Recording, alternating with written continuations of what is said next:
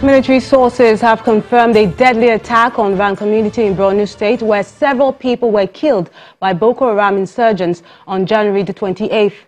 Ran is the local government headquarters of Kalabage local government area of Borno State, that's some 175 kilometers away from Maiduguri. Trouble started when the partner countries of the multinational joint task force withdrew from their position in Ran. The movement of the soldiers with their equipment caused panic amongst the civilians, mostly IDPs, leading to a mass exit to neighboring Cameroon. There had been rumors of an impending attack by the insurgents, who had reportedly sent word about their coming. Those trapped in the village became vulnerable when the insurgents eventually stormed the town in large numbers, killing people and burning houses. The number of casualties is still not yet clear. From security to politics now, the All Progressives Congress, APC, has come under heavy criticism by the People's Democratic Party, PDP, for allowing two governors from the Republic of Niger to attend the presidential campaign rally held in Kano State on Thursday.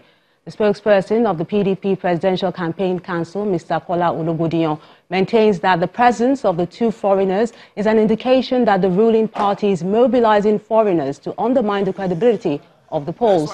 He calls on the security agencies to investigate the circumstances that led to the presence of the two foreigners at the APC rally in Kano State. I do not know.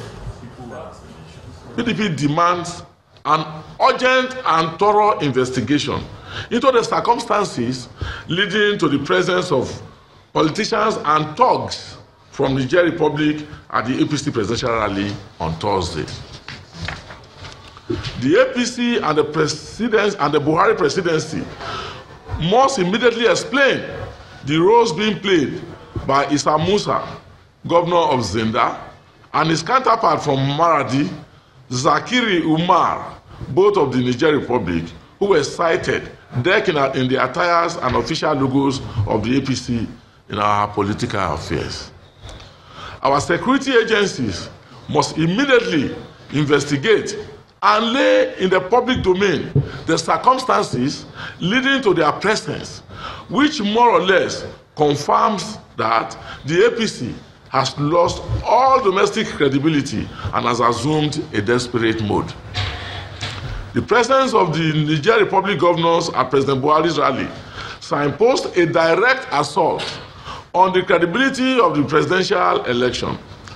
This is particularly so against the backdrop of INEC's plan to allow internally displaced persons to vote in our election, a situation that opens the way for aliens to infiltrate as IDPs and participate in our elections.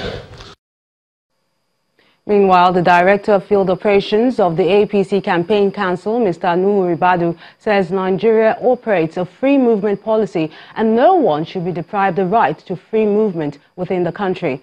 According to him, the governors from Niger Republic were only supporting the president because they believe in him, and their presence would have no effect on the 2019 presidential election. This is a free country. It's a constitutional right of everybody to be where he wants to be. You have no right to curtail anybody from doing what he wants to do.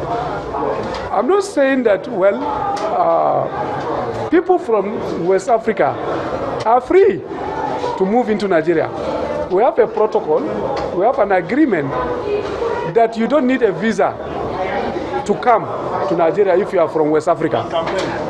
I'm not saying about whether they are on, because for sure I know they don't have vote.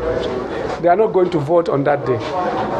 But for you, as a free human being, as a free West African, as a free African, believing in somebody who has done extremely well, decided to come and identify yourself with what you believe in, I don't think there is any crime committed. And you cannot, you have no right as a person, as a Nigerian, to in any way interfere with his fundamental right, to be where he wants to be, to identify with his friend, and to see that whatever he does, if it is within the law, is permitted.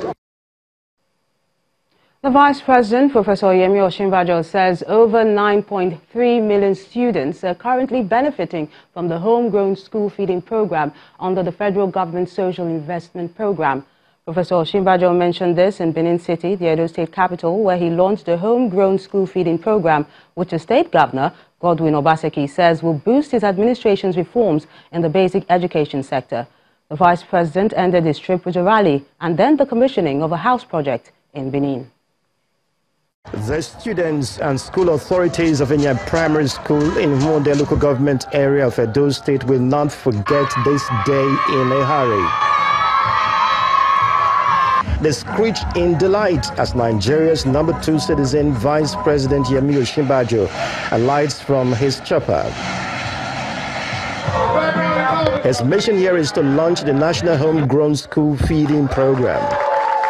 Our homegrown school feeding program, at the moment, without counting the new addition, which is Edo State, we feed 9.3 million children every single day in 49,937 public primary schools in 26 states, now 27 with Edo State, across Nigeria, every single day.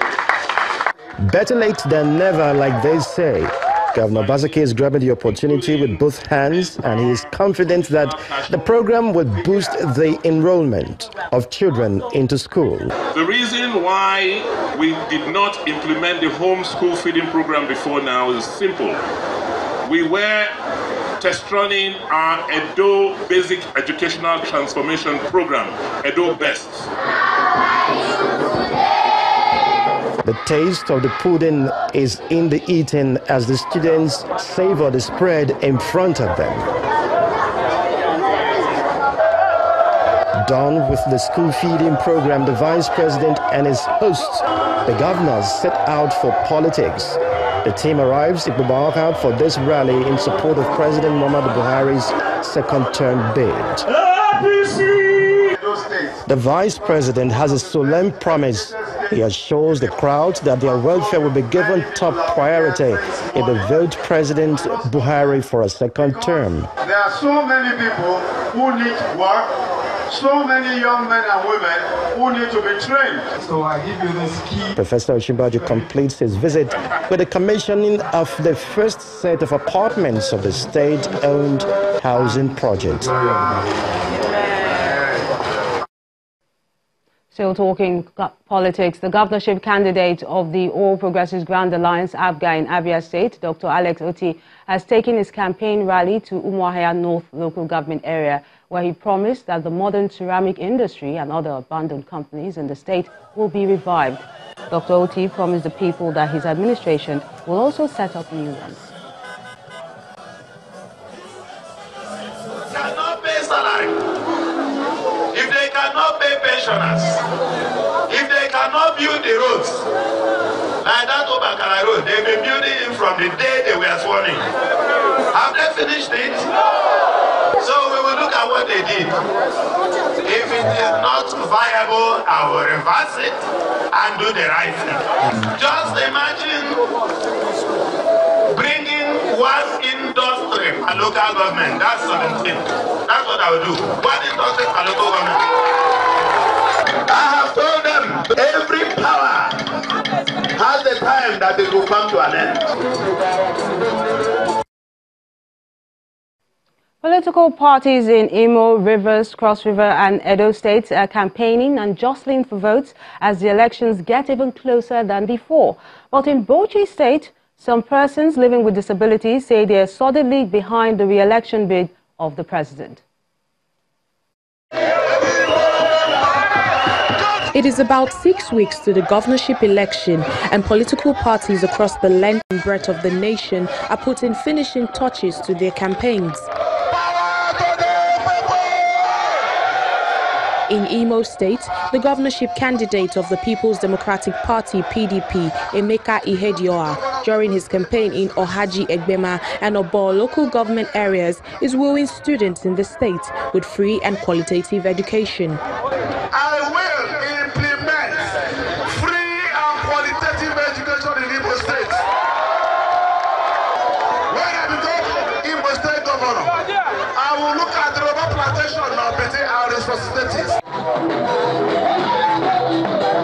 Continuing his statewide campaign in Rivers State, Governor Nyesom Wike is soliciting support for his re-election bid, as well as the election of the PDP's presidential candidate.